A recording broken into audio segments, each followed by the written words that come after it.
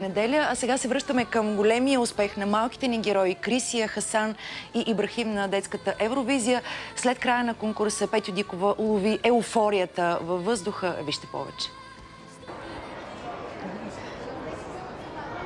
Минути след като обявиха резултатите и ние си имаме победители. Виждате какво се случва в гримьорната на български отбор Хасан и Ибрахим. Защо плачете?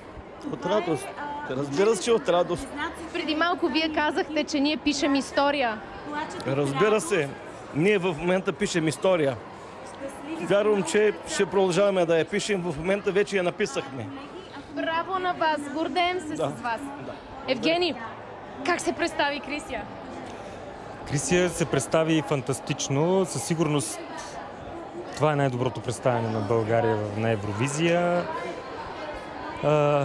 Какво да кажа, твърде още пресно всичко, като емоции, като не знам, с тази система на гласуване, с която чакаш до последно какво се случва, е много, много вълнуващо, но според мен е наистина, как да кажа, това е едно изключително достойно представяне на България. Аз сега още не съм ги видял децата, за да им благодаря, но те наистина се представиха страхотно. Да отидем да видим децата. Крисия! Я ще обичам много нинуца. Сега се снимат по телевизията. Кажи нещо, как се чувстваш? Честита победа! Мерси! Кажи ни как се чувстваш? Много съм щастлива и се радвам за човека, който спечели Италия и за себе си се радвам. Разбира се, че ще се радваш! Ти си победител! Какво ти каза Свилена, твой виртуален педагог? Че много ме обича. А другото е тайна.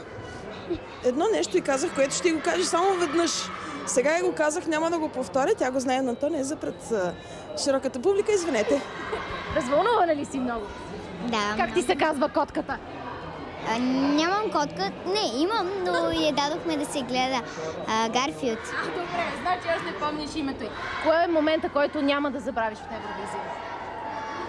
Как всички сме заедно, пеем песента Together и се усмихваме. Това беше най-хубавия момент. А как реагира, когато всички крещяха твоето име и всички те приветстваха? Много се радвах. Благодаря ти. Да отидем и да видим. Хасан! Да. По-добре ли си? Да. Какво искаш да кажеш на каките и на майка ти? Не може да говори, разбирате го, просто той се притеснява. Значи, ние за това, което сме тръгнали, го постигнахме. И, като баща, само мога да кажа, ние продължаваме. Песента продължава.